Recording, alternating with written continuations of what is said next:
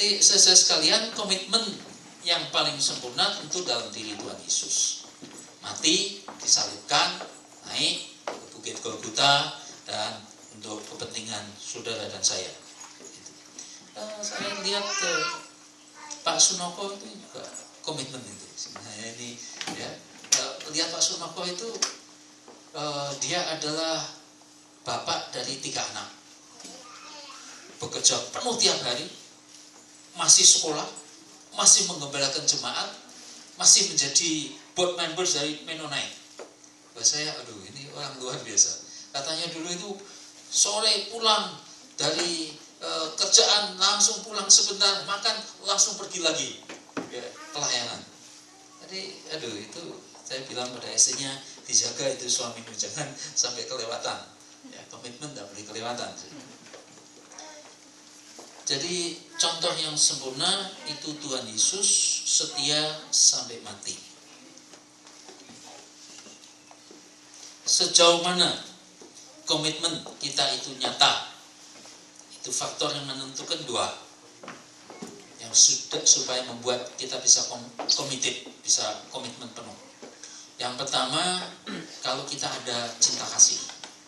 Orang kalau ada cinta kasih, komitmen tambah. Yang kedua, kalau orang itu percaya.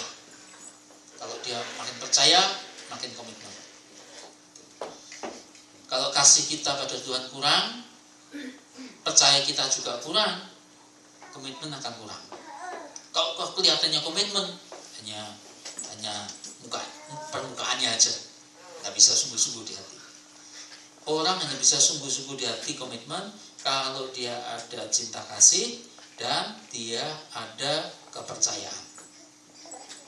Saya bilang bahwa saya satu segi itu kagum akan teroris-teroris itu, saya kagum. Osama bin Laden saya termasuk juga kagum. Bisa uang 350 juta dia berikan begitu aja demi untuk ideologinya. Saya bayangkan 350 juta warisannya. Bin Laden yang lain saudara-saudaranya kaya-kaya, tapi dia demi untuk agamanya, demi untuk kepercayaannya, dia relakan itu, bahkan hidupnya diburu-buru. Sedia, itu namanya komitmen. Saya tidak ngajari Anda jadi teroris, enggak. Cuma itu luar biasa. Itu yang baru mau gak jadi meledak pesawat ini, baca baru Christmas Eve ini, siapa namanya itu? Abu Talab, ya, Abu Mutalab. Itu komitmennya luar biasa. Dia tahu kalau itu meledak, yang mati duluan siapa? Dia. Ya, luar biasa nggak mengorbankan. Jadi itu komitmen namanya. Cuma sekali lagi saya tidak menganjurkan saudara sekalian itu ikut komitmen yang seperti itu, ya. Komitmennya pada Tuhan Yesus saja. Cuma saya hanya mau menyampaikan komitmen itu bisa terjadi sungguh-sungguh bila ada 2 unsur yang penting ini, yaitu cinta kasih dan kepercayaan. Ya.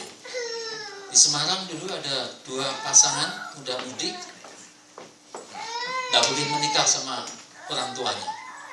Tidak boleh komitmen tapi mereka ambil tali, gantung diri bersama. Saya juga tidak menganjurkan itu pada saudara. Cuma saya hanya mau menyampaikan, orang kalau sudah ada cinta kasih, ada kepercayaan itu, ya cinta itu buta. Itu komitmen namanya. Nah, kita ambil positifnya aja, komitmen kita bersama dengan Tuhan. Jadi saudara sekalian, jelas bahwa komitmen yang sungguh itu menyentuh kepada hidup dan menyentuh kepada harta. 2 hal itu. Kalau komitmen kita belum menyentuh akan hidup dan belum menyentuh akan harta, belum sampai. Di mana hartamu, di situ hatimu. Komitmen-komitmen yang ada, kalau saya lihat itu mesti menyentuh sampai di situ. Saya cerita pada saudara, satu pendeta kami berdoa langsung dapat 2 mobil baru. Luar biasa ya. Pak, doanya kayak apa itu Pak? Bisa dapat 2 mobil. Tapi saya lihat orang ini penuh komitmen. Zaman dia masih menjadi associate pastor, hidupnya susah, dia mau kasih minum susu anaknya tidak punya, Dia minta bisa sih, tapi dia nggak mau. Kita mau belajar percaya pada Tuhan, jadi kasih minum teh. Sebelum kasih minum teh, tehnya itu didoakan sama dia. Tuhan, ingredientnya kiranya diubah menjadi seperti susu aja. Itu luar biasa orangnya. Ya, tapi tidak lama memang Tuhan tolong di dalam hidupnya. Di Semarang ada bukan pendeta CKI, itu juga luar biasa. Gerejanya Frans tahu itu, gerejanya besar. Jalan Gajah Mada ada, masuk sedikit, jadi bukan Betani, masuk sedikit. Tanah Mas ada, punya sekolah Alkitab. Dulu naik sepeda motor, zaman dia pembangunan gedung gerejanya, uangnya habis, sepeda motornya dia jual, dia naik sepeda. Itu orangnya. Hari ini hidupnya sangat-sangat diberkati Tuhan. Pak seperti betul, saya tahu itu. Itu dulu begitu, luar biasa orangnya.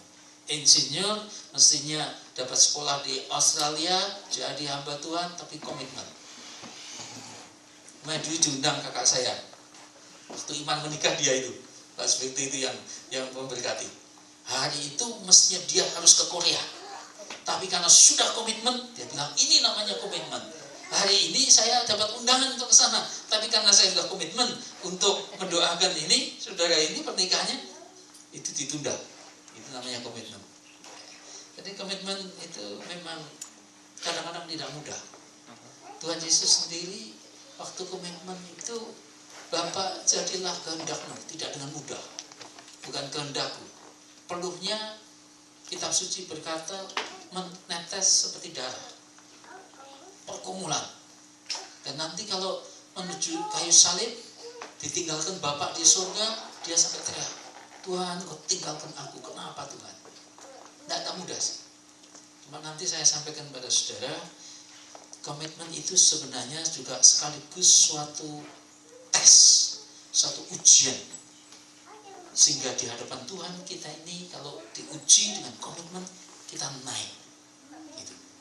Kitab suci berkata tadi, semua lutut akan bertekuk lutut, semua lidah akan mengaku Yesus Tuhan. Nama di atas segala nama, karena dia komitmen. Ya, saya lihat begitu. Dengan ada komitmen seperti itu, Tuhan itu Tuhan yang adil.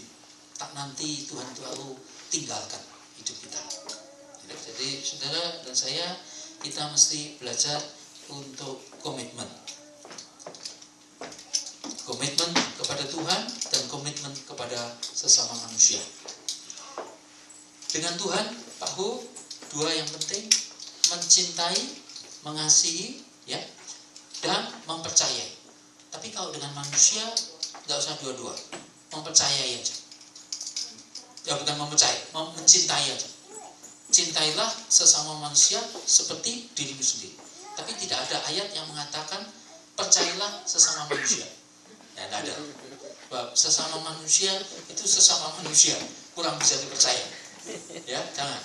Kecewa kita kalau percaya pada manusia. Tapi cintai sesama manusia. Pada Tuhan boleh dan harus malah. Gitu. Saya pendeta, pergaulan saya dengan banyak-banyak pendeta. Calon pendeta juga banyak, ratusan.